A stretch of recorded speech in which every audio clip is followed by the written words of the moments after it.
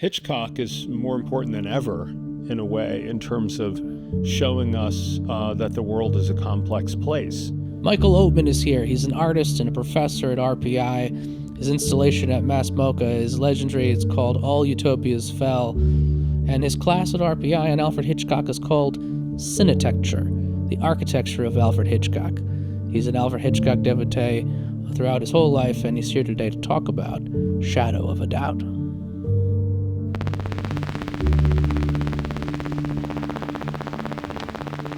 So, Michael, Shadow of a Doubt is not the movie that people who have a cursory approach to Hitchcock reference. It's not the one that The Simpsons parodies usually. It's not sticky in the zeitgeist in the way that The Birds might be.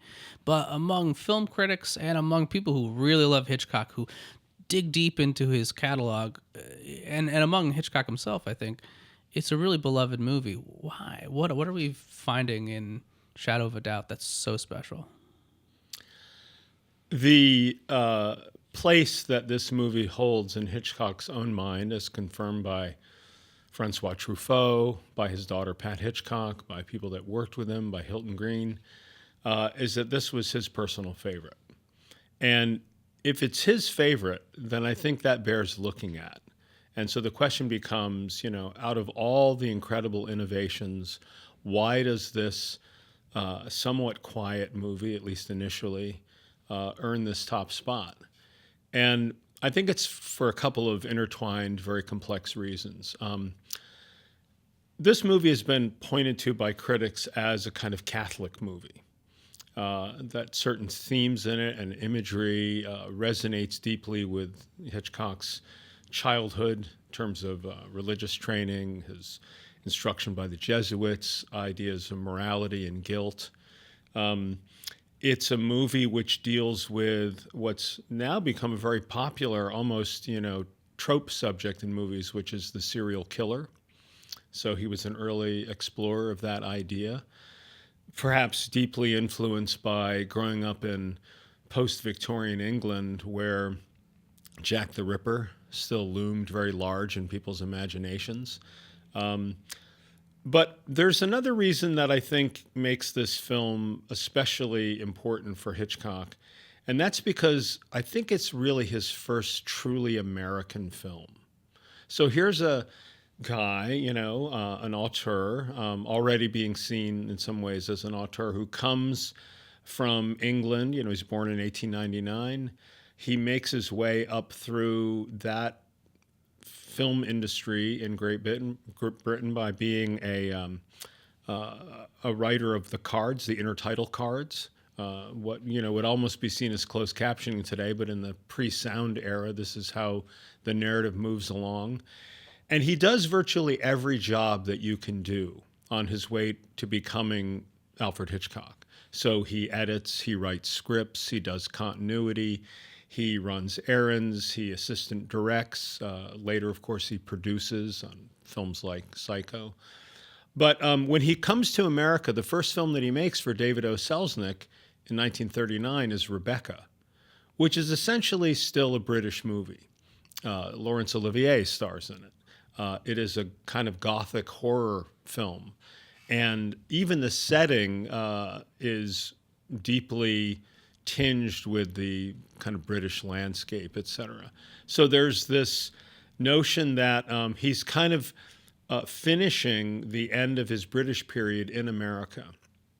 And then he goes on to make films which are deeply informed by the Second World War, like Foreign Correspondent and Saboteur. And so when he gets to this film, he's looking for a quintessential American small town. He finds Santa Rosa, California. He's looking for a kind of setting for a typical American family. And even many of the scenes early on in the film, at least when we get to Santa Rosa, because we start out in maybe Philadelphia or Camden, New Jersey, they seem almost Rockwellian. The police officer directing the traffic, the shots of the streets, the small town citizens walking by.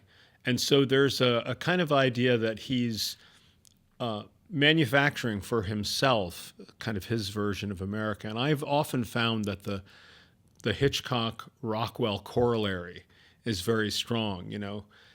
Rockwell takes this kind of image of America, at least early on in his work, which is patriotic and it's sweet and it's a little bit corny. And then later on, we see Rockwell making paintings like The Four Freedoms, which are about, something deeper about America. But Hitchcock comes along at this moment and sees Santa Rosa as the quintessential kind of American landscape with American values. And so, for me at least, and even before I knew it was his favorite film, I kind of understood this as a portrait of a town that was only something that an immigrant could make, right? This is someone who's come to American shores looking to find out what America is. And over time, over these 4 or 5 films before he gets to Shadow of a Doubt, we're seeing this Gothic horror story. We're seeing an American abroad, right? We're seeing the idea of terror coming from within in Saboteur, which is a very propagandistic film. Yeah, and also I think you can see his search for Santa Rosa in Saboteur because he's traveling through the United States, uplifting and making a case that the good people are the little characters That's right. you meet along the way, and It's not the big city folks. yeah, it's a very those characters that he meets in the course of his journey in Saboteur are very Rockwellian in some sense. Well, look how it starts out, right? It starts out with this shot of a very rundown waterfront, again, probably in Philadelphia. Yeah, Where we see Uncle Charlie, Joseph Cotton, in this bedroom, money all over the night table next to him, the very concerned landlady who comes in and, she sees him laying there almost kind of at rest. I make a suggestion to my students that I feel like this is a vampiric figure. We see this guy laying on the bed with the money, and he's you can tell something's sort wrong. of out of energy. You can tell something's deeply wrong with not only him physically, but maybe his soul. Yeah. And so that, of course, takes place in the big city. Yeah, with outside in the street, there's kind of a vacant yard with some debris and junk. That's right. No dumping, reads a sign. So, this is what Hitchcock does, right? He presents contrasts. He creates parallels. You don't know that they're contrasts at the time until you start to see where the famous twinning in his practice comes along, And in this case, it's Uncle Charlie on the East Coast. And all the way in Santa Rosa, it's his niece, Charlie, named for him. And so there's immediately a kind of duality, different values that are set up. The world-weary, we don't know much about him yet, but we know that he's tired. We know that he's a bit cynical. We see him stand up eventually, and shadows come across his face, almost like these cruciform shadows, which he's used before in other films. And then when we cut to Charlie out in California, she's laying on her bed in the exact same position in a teenage girl's room. It's all about her innocence and her boredom, which is, a familiar kind of teen trope.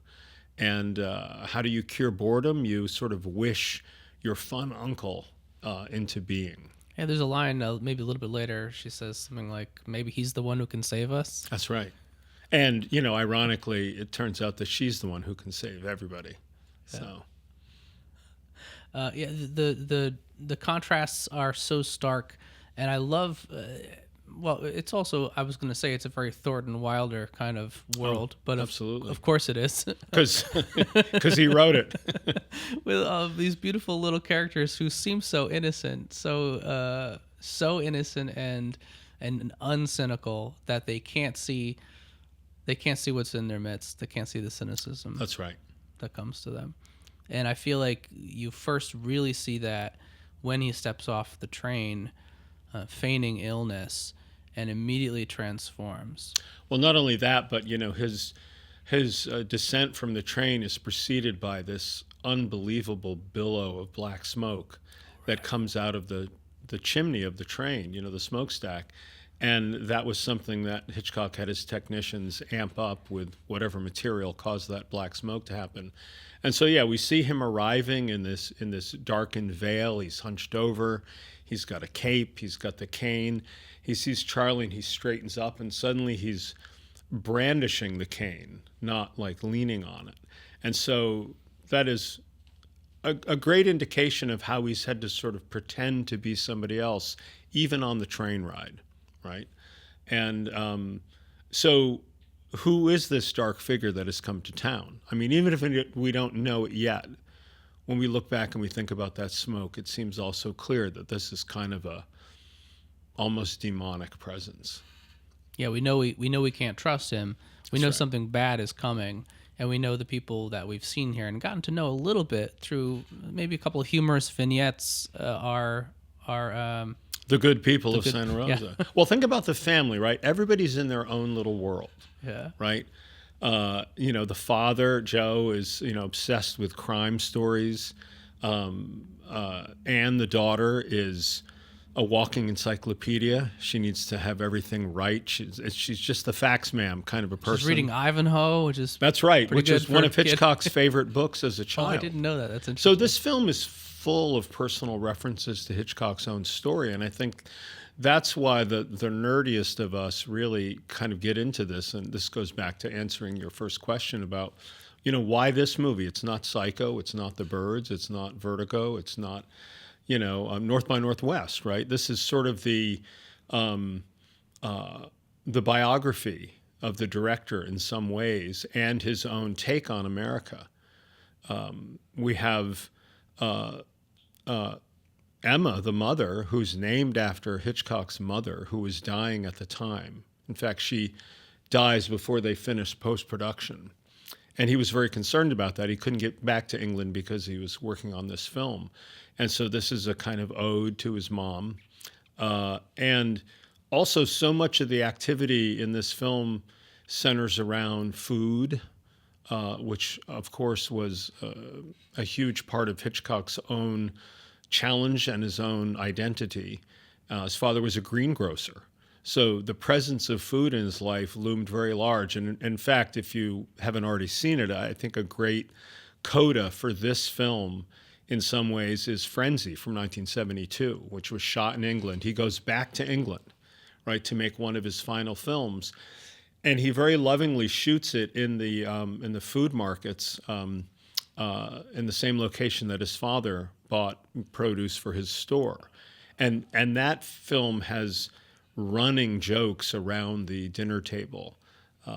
The lead detective on that film, his wife is taking a continental cooking course and serving him just disgusting meals, pig's knuckles and, overcooked small quail and things along those lines. And so Hitchcock found many ways to share his own story, if not telling it directly. And I think probably the greatest of these is Shadow of a Doubt.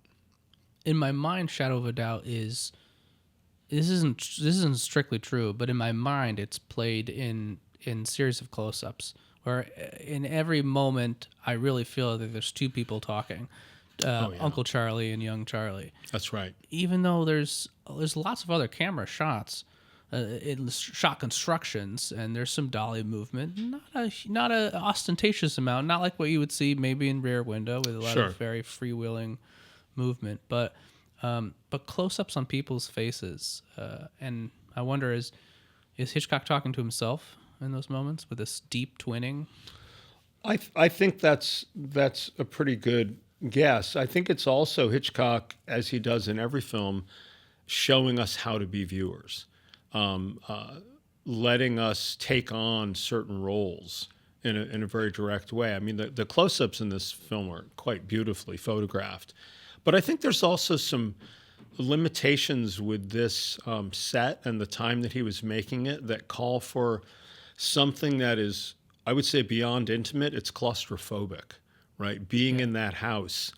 The very kind of naturalistic energy around conversation that Wilder created and then was shored up by Alma Reville, Hitchcock's wife, and another writer. feels very much like the energy of a household with young kids in it, with nosy neighbors, with people knowing too much about what was going on in each other's lives, although not registering what it really means, right? Not registering the depth of it. That's why Charlie is in this kind of, Charlie, the niece, is in this kind of private hell, because she can't share this information with her closest family members, knowing that it would be devastating, particularly to her mother, that her uncle is possibly a serial killer. They're all in a different movie almost. They're all in their own little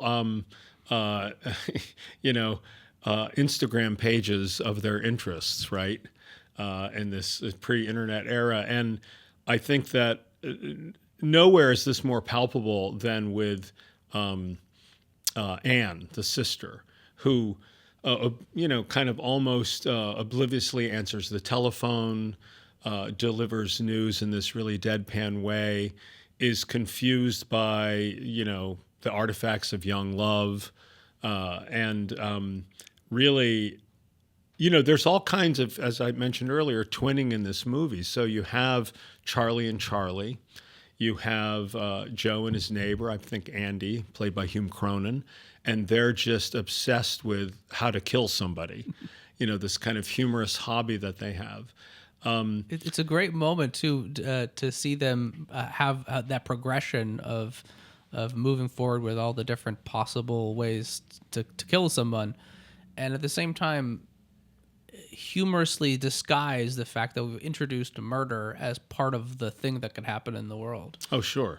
Well, again, I think that the not so much the plot turn, but the very slow turn of the presence of evil in this household, in this town, is hugely amped at the end by the cover-up between Charlie and MacDonald Carey's character, the detective, to keep the fact that Charlie was this murderer a secret from the rest of the family. I mean, he's celebrated at the end as a generous person, as a someone who made good in the world, and it couldn't be more the opposite. And so, while Charlie has to become a kind of Joan of Arc, a Judith and Holofernes, taking her uncle's life to save everyone else, she then has to carry the burden of this. And this is a resonant echo in a lot of Hitchcock's films, that the guilt that they carry will go way into the future. In fact, in the Alfred Hitchcock Presents TV show, in the Alfred Hitchcock Hour, the television codes wouldn't let anybody get away with a crime. So at the end of the teleplay, when the story was resolved, and for instance, in Lamb to the Slaughter with Barbara Bel Geddes, who clubs her husband who's about to abandon her with a frozen leg of lamb, she cooks that piece of meat and serves it to the detectives, eliminating the evidence. Hitchcock then comes back on after the advertisement, the sponsor's message, and says, well, she was eventually caught because she tried to do this same thing with her next husband.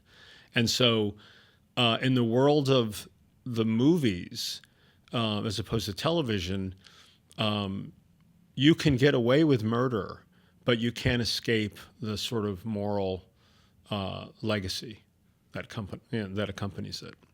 So I think that we feel bad for Charlie at the end. We wonder about the success of her romance and potential marriage with the detective. And as you know, marriage is one of the major themes in Hitchcock's work. His skepticism about it, despite being married for 50 years.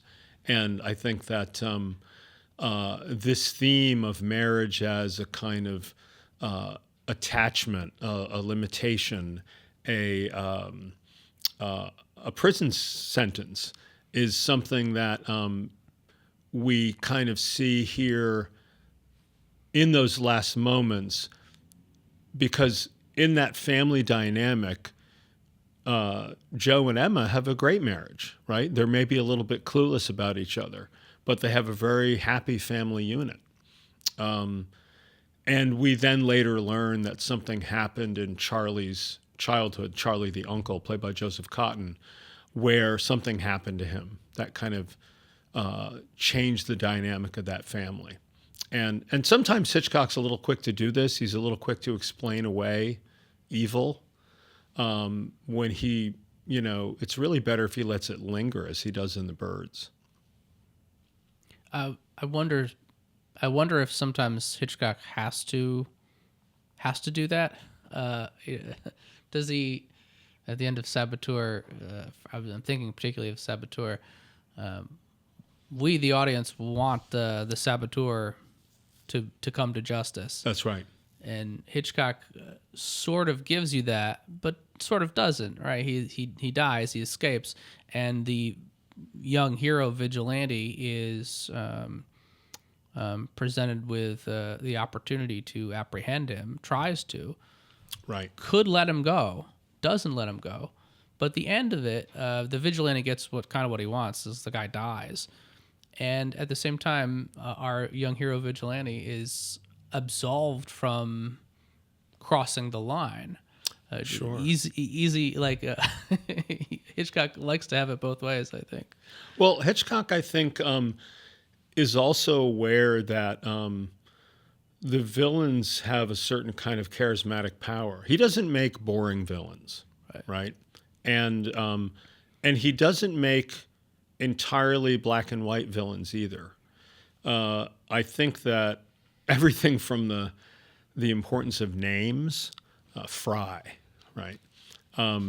Or in the case of Shadow of a Doubt, I've recently been struck with the fact that the family name is Newton, and if you think of Newton and the apple falling and gravity, yeah, and the apple maybe symbolizing a Garden of Eden, this kind of perfect town and this perfect family that, where there's this innocent Charlie, the niece. Suddenly the cumulative weight of all of these symbols really begins to reveal to even the casual viewer, I think, the kind of what the role of an auteur is. And it's to bring so many things together. It's to create a kind of mise en scène that is reliant on the edit, the shot, the sound, the costume, later the coloring of that moment, the disquieting soundtrack. And believe me, I could talk about Shadow of a Doubt and The Birds just in terms of the soundtrack and in terms of music. And Franz Waxman's score in this film is pretty extraordinary. It seems to I'm sorry, Dmitri Tiomkin's score is pretty amazing. It seems to pivot between very romantic themes and very dark, foreboding, something bad's coming, something bad's happening. Well, he, for instance, famously pitches down the Merry Widow Waltz and, puts it in a much more minor key on occasion. He composes a score which has its share of disquieting sounds, and those often mingle with exterior noises, the sound of the wind. And this is something that Hitchcock provided extensive notes on to Tiomkin. And I think that the role of sound in a Hitchcock film is, of course, despite his early fear that sound would destroy cinema, right? Instead, halfway through filming of Blackmail, he records, he makes it a sound film and becomes the first great innovator of sound in British cinema. He immediately has a stance on it. He really does. Uses it as a tool. Yeah, I think that the fact that he uses it percussively in the kitchen scene in Blackmail with the word knife. Whatever the provocation, I could never use a knife. Now, mind you, a knife is a difficult thing to handle. Any knife. If you use a penknife or a pocket knife, they wouldn't belong in it. A butcher's knife. Alice, cut us a bit of bread, will you? Knife. What's that other knife? A neck knife. A knife is a dangerous thing. Be careful of a knife. You come up against a knife. Oh, no. In Chelsea, you mustn't use a knife!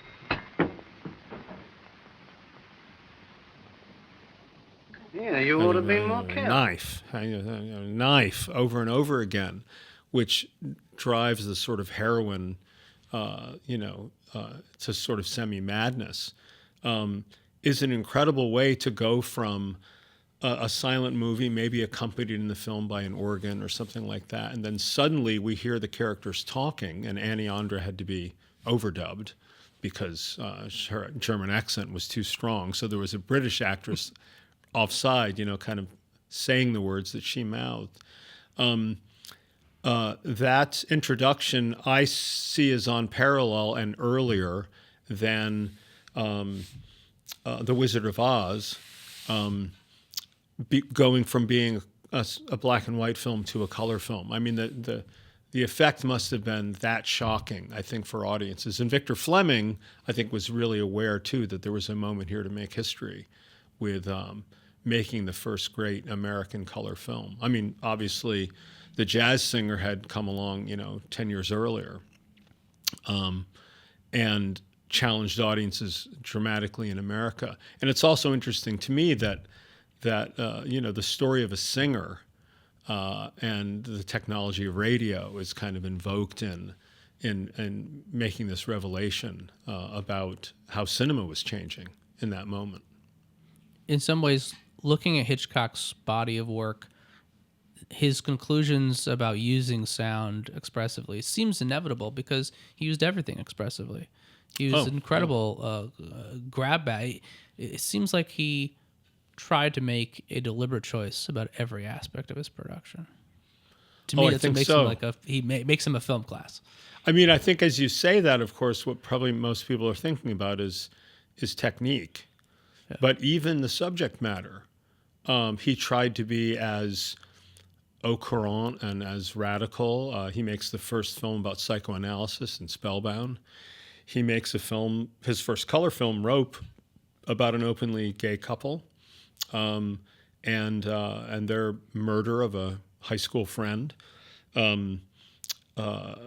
Even Psycho, to a certain extent, right, is mining what's only just becoming known to the public as the pathology of the serial killer via the vehicle of Robert Bloch's Psycho.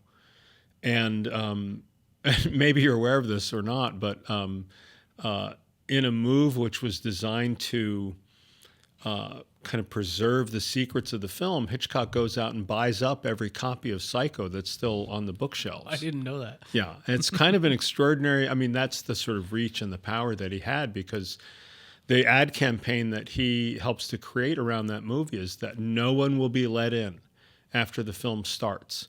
And please don't share the shocking conclusion of this film with your friends and neighbors, just in the way that a kind of whisper campaign for Neil Jordan's great film, The Crying Game. I had heard, and this is, I don't know if it's pre-internet, but it's early on in the days of the internet, and I had heard from friends like, you should go see The Crying Game, but I'm not going to tell you about it, but you really need to go see it. And so that an earlier version of that played out quite deliberately with Psycho. And it was all a showmanship, right? I mean, he had life-size cutouts of himself made so you could be photographed next to him, in the movie theater lobby. But that idea of this movie being so shocking, it wasn't so much that it was about a serial killer. It was about that shower scene. And it was also about the idea of getting rid of your leading lady in the first third of the film, which nobody had ever done before. So there were so many things about that film beyond the revelations of this underworld of the soul and these mental illnesses that were driving that film. And I think there are a lot of parallels to Psycho with Shadow of a Doubt. Let's talk about Uncle Charlie. It's hard not to like Joseph Cotten. Well, Joseph Cotten, of course, you mentioned Citizen Kane earlier, the exact opposite character, the friendly, lovable sidekick who's much more humane than Citizen Kane, right, than Charles Foster Kane.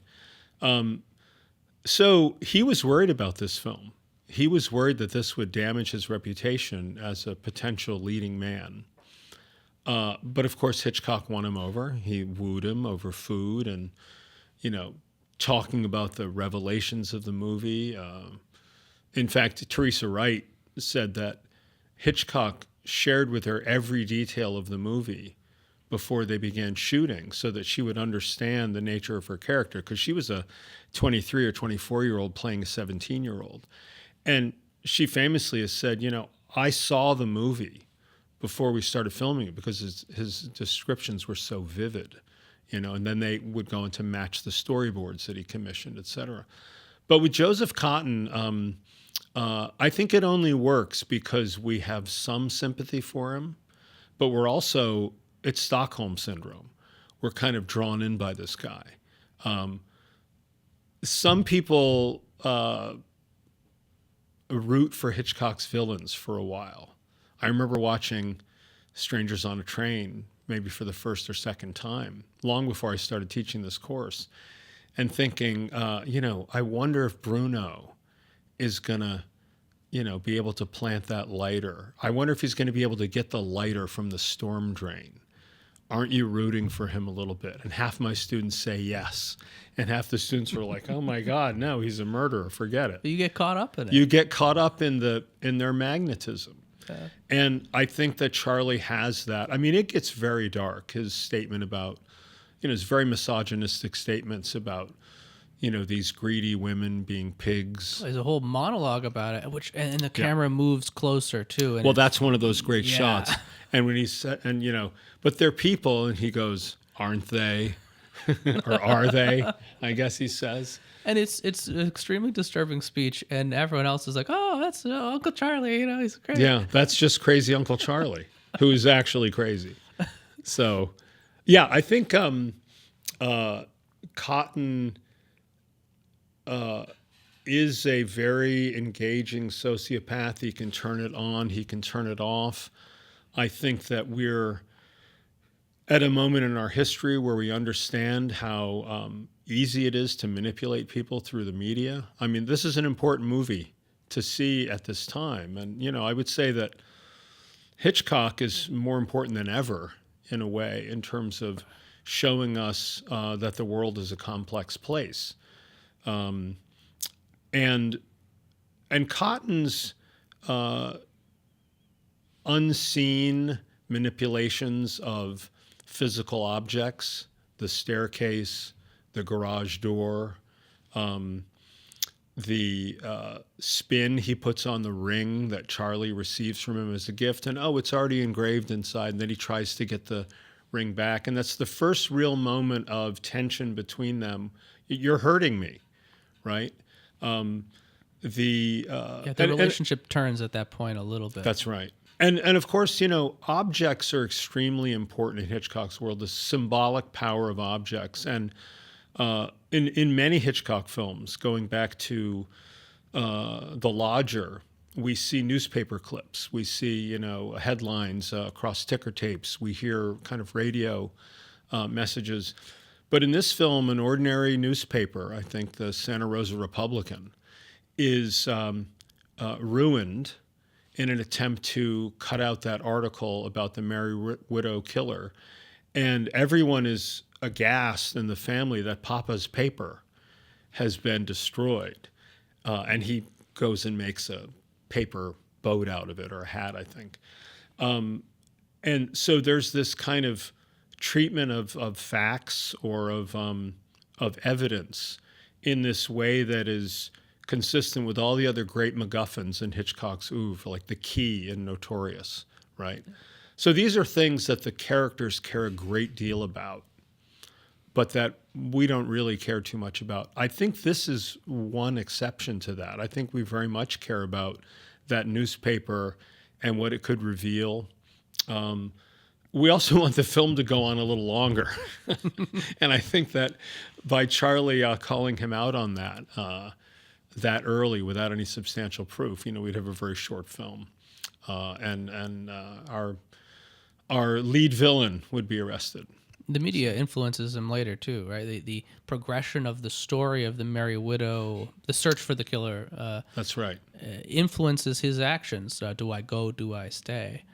Well, even the possibility that it could be one of two men.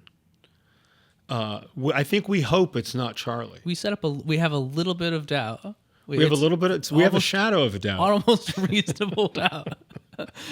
Because the film, maybe half of the movie, maybe not quite half, is focused on, or the feeling is, we want to know what he's up to, what he's done, what's the mystery about him, Right. and the rest of the movie is, what is she gonna do? But the search for the killers and the possibility that he might be innocent or that somebody else is taking the blame, potentially gives us a moment of like, oh, we were wrong. Well, you're right, and as I suggested earlier, I think this is a movie that starts out almost trucking with the supernatural, and then it of course goes into human pathology. I make a case in my course that in addition to the parallel scenes of the two Charlies lying on their bed almost in a coffin, or a vampire sleeping in a coffin and then looking for victims at night, there's that extraordinary kind of slow motion chase scene of the two detectives that are shadowing him, and at a certain point when they lose him, we see him up on the ledge of a building. How did he get there, right? Did he fly? Did he leap? It's sort of cut in real time. So it becomes a kind of extraordinary supernatural moment, almost the way in which in Vertigo we see where Jimmy Stewart's character Scotty pursues Madeline. She goes in a kind of sleepwalking trance into a hotel and then appears in the window. And the woman at the front desk says, no, she hasn't been in today, right? And so there are a few moments in there, and there's also that wonderful moment in the woods where she disappears behind the redwoods, and we can't quite put together how she got there. We know it's all a con later in that movie, but Hitchcock doesn't bother resolving those things. And I think that's one of the great powers of this movie, too, is that there are some things which just aren't really explained until at the end we realize that it's, again, his mental illness and his own pathology, and the evil really gets replaced with something like trying to preserve the reputation of a family. So it's a great push and pull for the audience in terms of where our sympathies lie. Of course, they're always with Charlie. But we worry about her too. Is she going to be injured? Is she going to die? And she almost does on several occasions. Right. And at the same time, she's drawn closer and closer to Uncle Charlie. Even wearing the ring is maybe the great turning point of, in some ways, the placing an almost wedding ring-like symbol on her finger. That's right. That only he understands the full meaning of, and that's maybe the catalyst for seeing her descend the staircase with the ring. That's right. Well, this movie has had many sort of charges of the suggestion of incest leveled at it. The idea of the ring being a kind of symbol of marriage, the idea that they're linked psychically somehow. There's a lot of sexual tension in Hitchcock's movies, mostly around it not happening.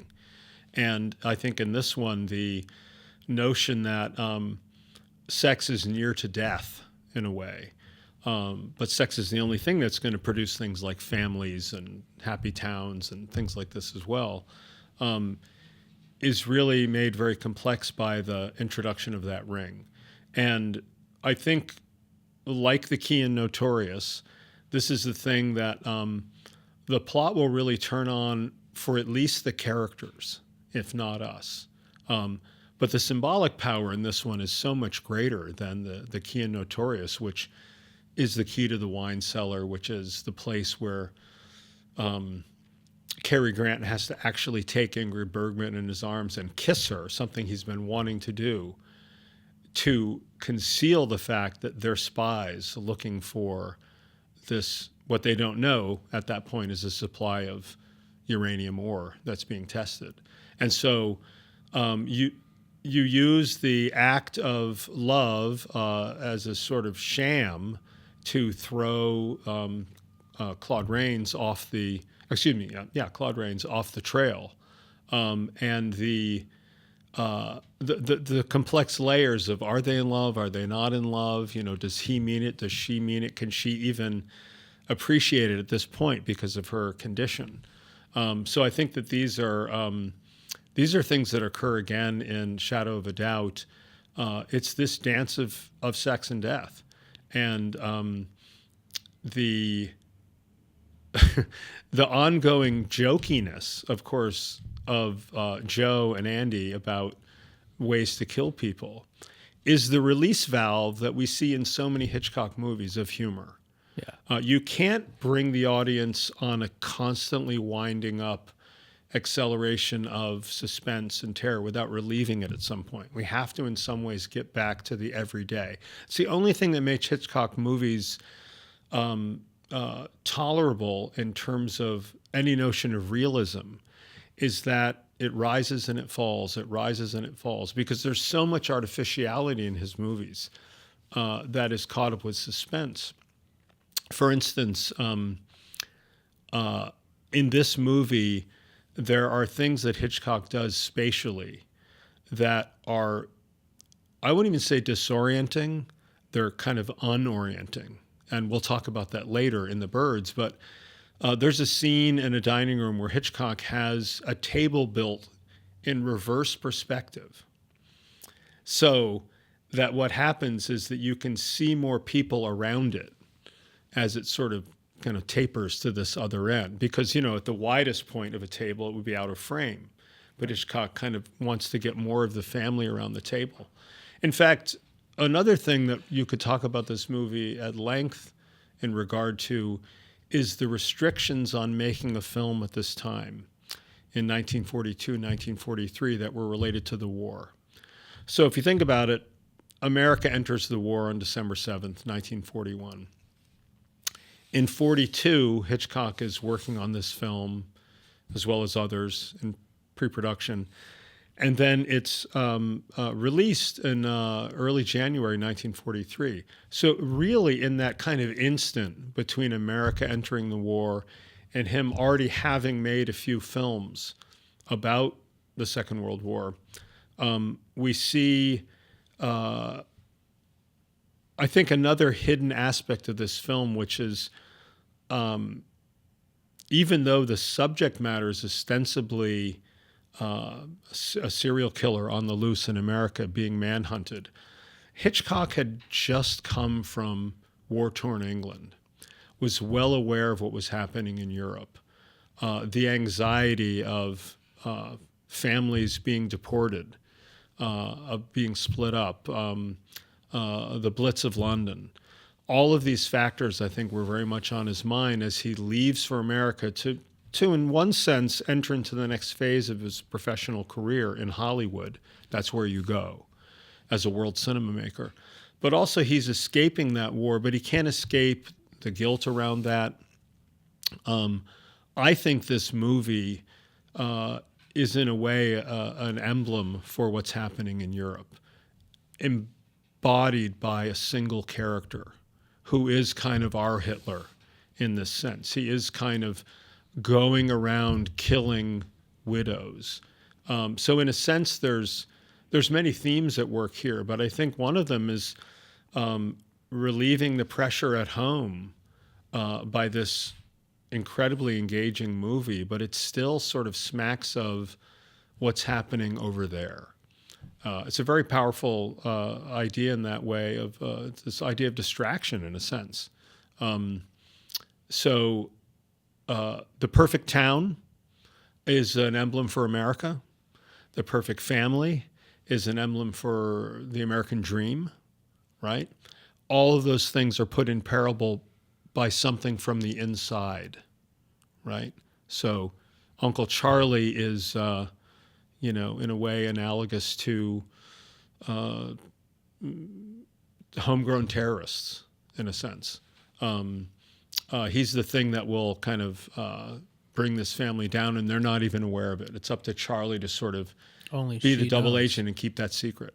Yeah, I think of the mother as a very poignant figure because losing Uncle Charlie at the end is she has already sort of lost her identity throughout the film. She is in service of the family, and her memories of the past are the memories of her happier looking back and the nostalgia of that. That's right. And she, without Uncle Charlie, she's lost that kind of last remnant of who she was.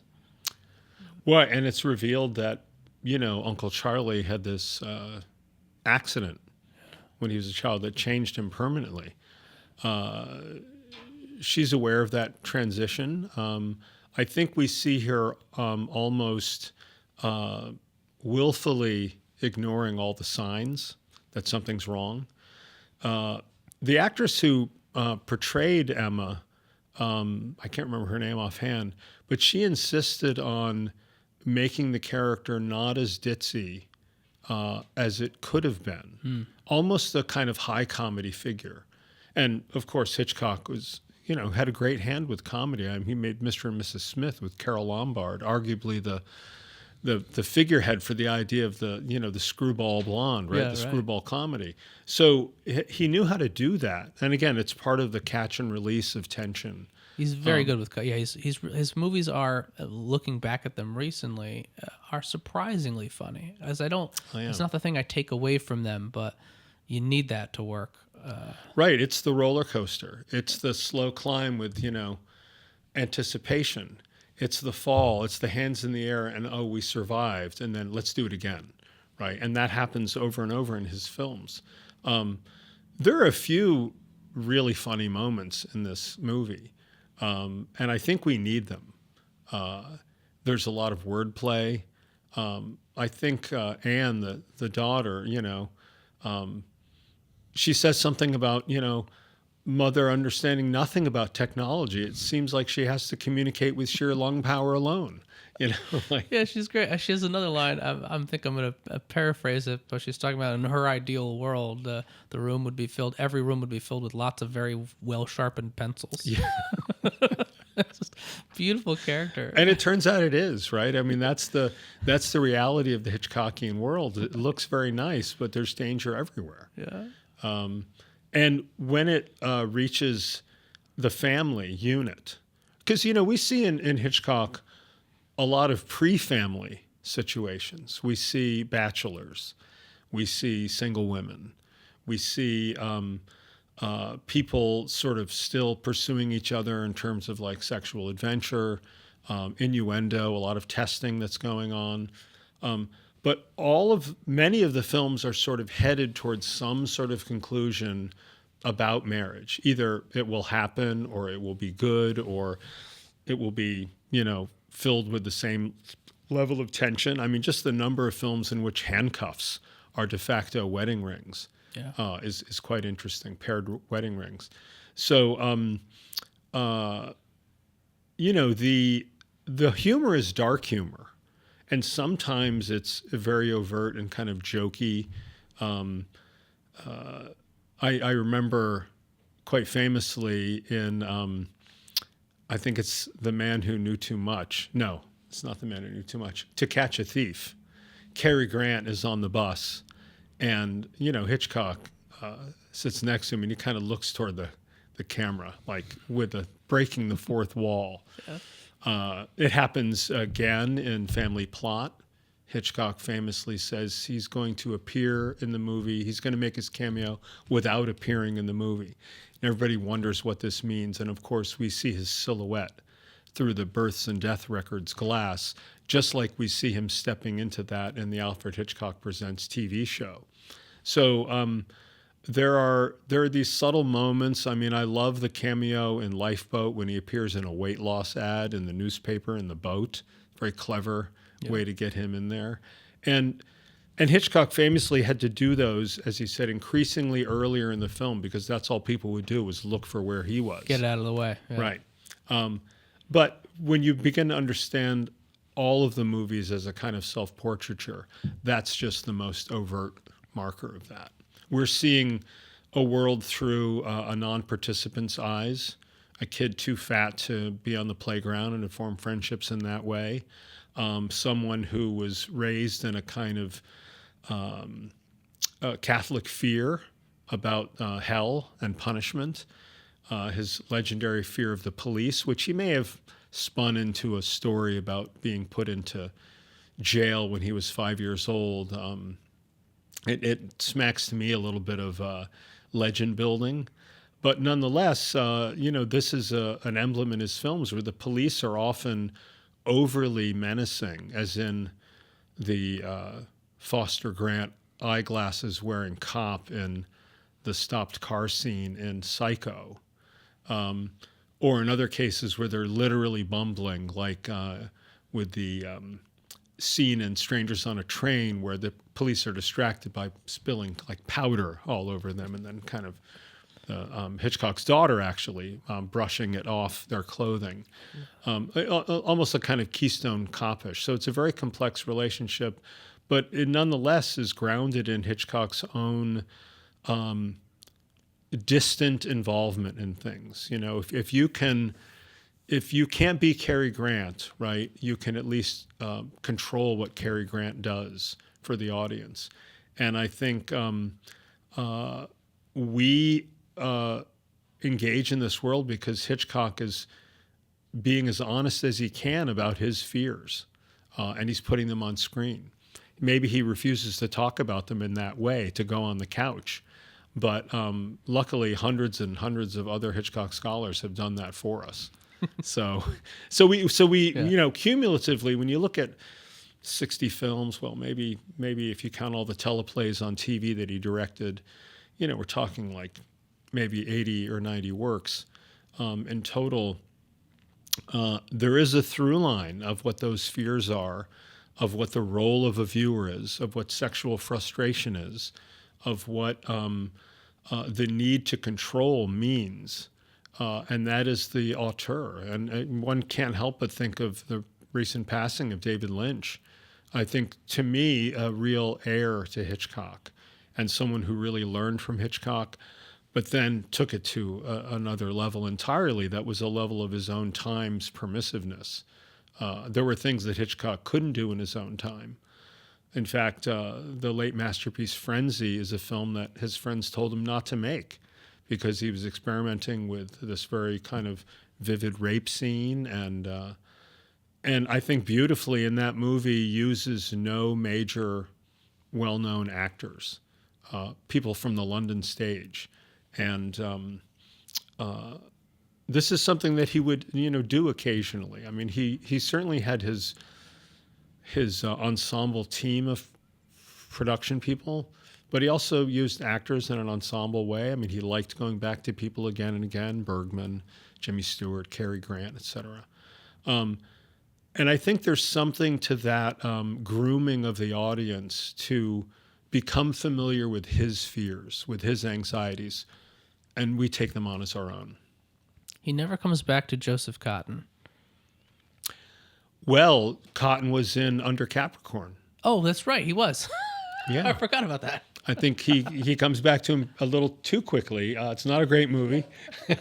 Period costume piece. I really set in forget Australia. about Yeah. Under Capricorn. Yeah. No, I mean, Cotton, I think, to me, never really becomes a leading man in his career. I think he's one of the great character actors. He gets great roles and great parts and works extensively, but he doesn't become Jimmy Stewart. That's right.